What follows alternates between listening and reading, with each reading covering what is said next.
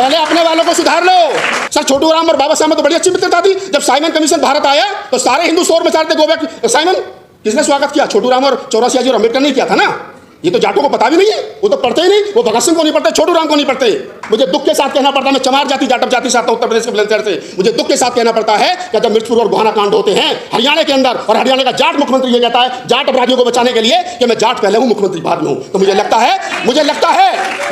है कि छोटू राम और अम्बेडकर की जो मित्रता थी वो लोगों तक पहुंची नहीं। वोट संविधान के नाम पर मांगा गया इंडिया गठबंधन में, बात पीडीए की कही गई, यानी पिछड़े दलित और अल्पसंख्यकों की बात कही गई, चाहे वो अखिलेश यादव हो चाहे वो राहुल गांधी हो। देखो मेरा काम, ये जितने विषय लिखे हुए हैं ना, सामाजिक न्याय, आर्थिक न्याय, राजनीतिक न्याय, मेरा विषय है बहुजन समाज के नेताओं की कुटाई पिटाई करना, मेरा विषय ये है।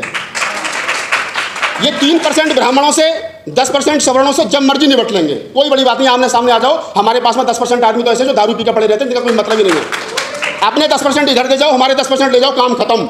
अगर ऐसे कर लो आमने सामने। लेकिन हमारी समस्या वो 10% नहीं है, हमारी समस्या अपने वाले जो 70% नालायक हैं, ये समस्या है। तो इस पर बात करो। पहले मैं बड़े दुख के साथ कह रहा हूं कि जिस अखिलेश यादव ने, बैठे हैं हमारे बहुत सारे यादव साथी, विजेंद्र यादव, तमाम साथी बैठे हैं, कि जिन अखिलेश यादव जी ने पीडीए के नाम पर वोट मांगा, ब्राह्मण के नाम पर वोट नहीं मांगा, ठाकुर के नाम पर वोट नहीं मांगा, बनिया के नाम पर वोट नहीं मांगा, आज जब उत्तर प्रदेश के सदन में नेता प्रतिपक्ष बनाने की जिम्मेदारी आई, बात आई, जिस पद पर अखिलेश यादव खुद बैठे थे, जिस कुर्सी पर अखिलेश यादव खुद बैठे थे, जिस कुर्सी का मतलब होता है मुख्यमंत्री की आंख में आंख मिला करके बात करना, पूरे विपक्ष की आवाज बनना, आज उस कुर्सी पर कौन बैठा?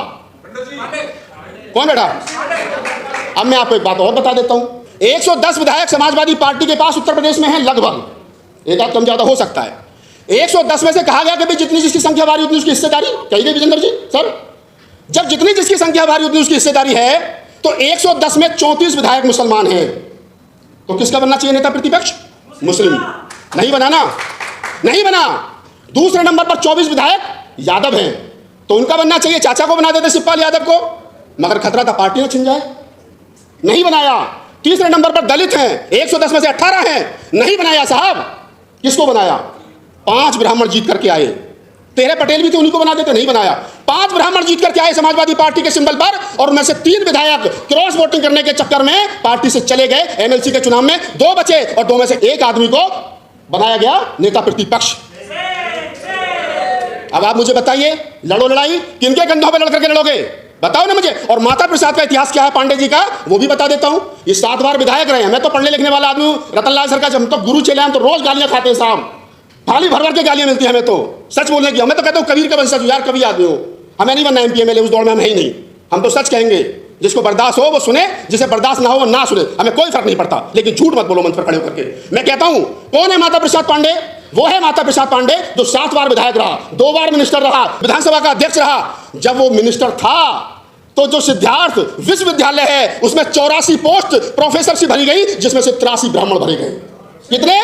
84 में 83 ब्राह्मण।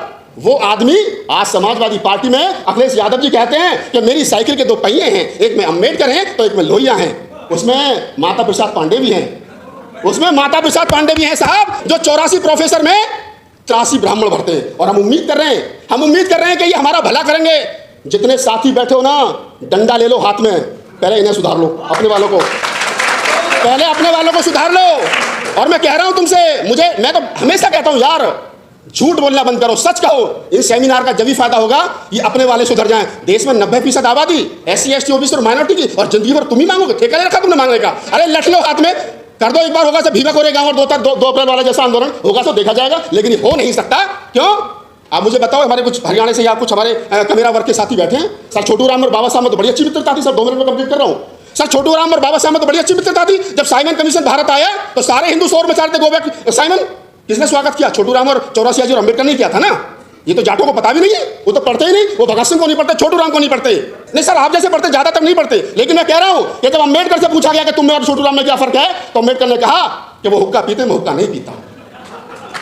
कितनी मित्रता रही होगी कि वो हुक्का पीते, मैं हुक्का नहीं पीता। और जब छोटू राम से पूछा गया कि आप और अम्बेडकर में क्या फर्क है, तो उन्होंने कहा मैं उम्र में बढ़ा, वो विद्वता में बढ़े। इतनी मित्रता थी। लेकिन मुझे दुख के साथ कहना पड़ता है साहब, मुझे दुख के साथ कहना पड़ता है, मैं चमार जाति जाटव जाति से आता हूं उत्तर प्रदेश के बुलंदशहर से, मुझे दुख के साथ कहना पड़ता है कि जब मिर्चपुर और गोहाना कांड होते हैं हरियाणा के अंदर, और हरियाणा का जाट मुख्यमंत्री ये कहता है जाट अपराधियों को बचाने के लिए कि मैं जाट पहले हूं मुख्यमंत्री बाद में हूं, तो मुझे लगता है मुझे लगता है कि छोटू राम और अंबेडकर की जो मित्रता थी वो लोगों तक पहुंची नहीं, तो इसको समझिए। मैं उन्हें आप तमाम लोगों को बधाई देता हूं। ऐसे प्रोग्राम होते रहने चाहिए और मेरी किससे कोई द्वेष नहीं है। मुझे मंच पर लोग अक्सर इसलिए नहीं बुलाते क्योंकि मैं